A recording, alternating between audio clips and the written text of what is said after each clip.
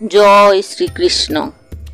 নমস্কার বন্ধুরা, আজ আমরা আলোচনা করব গীতার অষ্টম অধ্যায় অক্ষর ব্রহ্মযোগ। এটি এমন এক অধ্যায় যেখানে শ্রীকৃষ্ণ আমাদের জীবন, মৃত্যু এবং পরম গন্তব্য সম্পর্কে গভীর সত্য তুলে ধরেছেন। চলুন জেনে নিই কিভাবে এই জ্ঞান আমাদের জীবনের পথ দেখাতে পারে। শ্রীকৃষ্ণ বলেছেন, যে ব্যক্তি মৃত্যুর সময় আমাকে স্মরণ করে সে আমার মধ্যেই লীন হয়। আমরা প্রতিদিন যা চিন্তা করি সেটাই আমাদের মনের গভীরে গেঁথে যায়।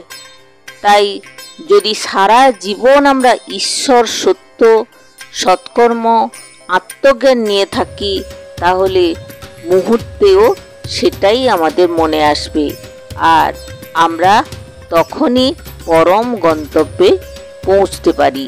ব্রহ্ম কি এবং কেন তা চিরন্তন?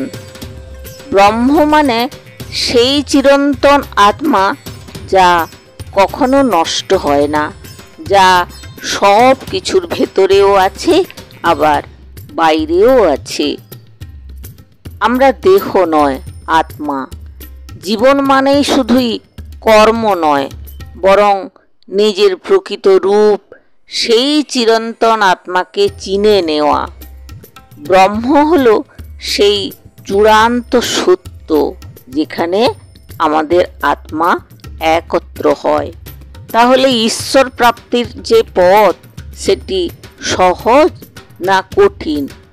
ভগবান বলছেন, যোগ বা ভক্তির মাধ্যমে কেউ আমার কাছে পৌঁছতে পারে। তিনি জানিয়ে দিচ্ছেন, ঈশ্বর দূরে নন, তিনি আমাদের হৃদয়ের খুব কাছে। ভক্তি, সৎকর্ম ও আত্মনিয়ন্ত্রণের মাধ্যমে আমরা তাকে অনুভব করতে পারি। এই অধ্যায়ে বলা হয়েছে, মৃত্যুর সময় কোন অবস্থায় আত্মা দেহ ত্যাগ করছে, অর্থাৎ দিন বা রাত, দক্ষিণায়ন না উত্তরায়ণ ইত্যাদি, তাও ফল নির্ধারণের ভূমিকা রাখে। এটা বোঝার সময় মন এবং চেতনার অবস্থান সবই আমাদের ভবিষ্যৎ নির্ধারণ করে। সঠিক সময়ে সঠিক পথে থাকা খুব জরুরি। এই অধ্যায় থেকে আমরা শিখতে পারি, জীবন শুধু এই দেহ নয়, বরং আত্মার এক যাত্রা। মৃত্যু কোনো শেষ নয়, বরং এক নতুন সূচনা। যদি আমরা নিয়মিত আত্মচিন্তা, সৎকর্ম ও ঈশ্বর স্মরণে থাকি তাহলে এই জীবনের শেষও হবে এক শুভ শুরু। মন যেদিকে যাবে জীবন সেদিকে যাবে। যেমন ভাবনায় মানুষ মৃত্যুকালে থাকেন, তার পরের জন্ম সেই ভাবনার উপর নির্ভর করে।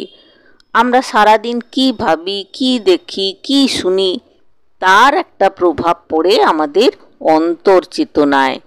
জীবনের শেষ মুহূর্তে যা মনে থাকবে তাই আমাদের ভবিষ্যৎ ঠিক করে। তাই সারা জীবন ভালো চিন্তা, ভালো কাজ, ঈশ্বর ভাবনায় থাকাটা অতি গুরুত্বপূর্ণ। জীবনের দুইটি পথ রয়েছে, উজ্জ্বল পথ ও অন্ধকার পথ। উজ্জ্বল পথ মানে জ্ঞান, ভক্তি ও সততার পথ। এ পথ ধরেই তারা ঈশ্বরে মিলে যায়। অন্ধকার পথ মানে মায়া, কামনা আর লোভের পথ, যেখানে পুনর্জন্ম অবশ্যম্ভাবী। আমরা যদি প্রতিদিন একটু সৎ থাকি, একটু ঈশ্বর চিন্তা করি, একটু অন্যের উপকার করি, তাহলে জীবনের শেষে আমাদের পথ হবে উজ্জ্বল। প্রতিদিনের জীবনে কিছু সময় যদি আমরা মন দিয়ে তার নাম নিই, মনকে স্থির রাখি, তাতেই ঈশ্বর প্রাপ্তি সম্ভব। আমাদের ঘরে, কাজে, রাস্তায়, যেখানেই থাকি না কেন, অন্তরে ঈশ্বর স্মরণ থাকলেই তিনি আমাদের গ্রহণ করেন। বন্ধুরা, গীতার এই অধ্যায় আমাদের শিখিয়েছে যে মৃত্যু কোনো ভয়ঙ্কর ঘটনা নয়, বরং আত্মার পরবর্তী যাত্রা। যদি আমরা এখন থেকেই সৎ জীবনযাপন করি, মনকে নিয়ন্ত্রণে রাখি, ঈশ্বর স্মরণ করি, তাহলে মৃত্যুও হবে এক মুক্তির দুয়ার। জয় শ্রীকৃষ্ণ। গীতার সঙ্গে থাকুন, জীবনের পথ আরও আলোকিত হবে।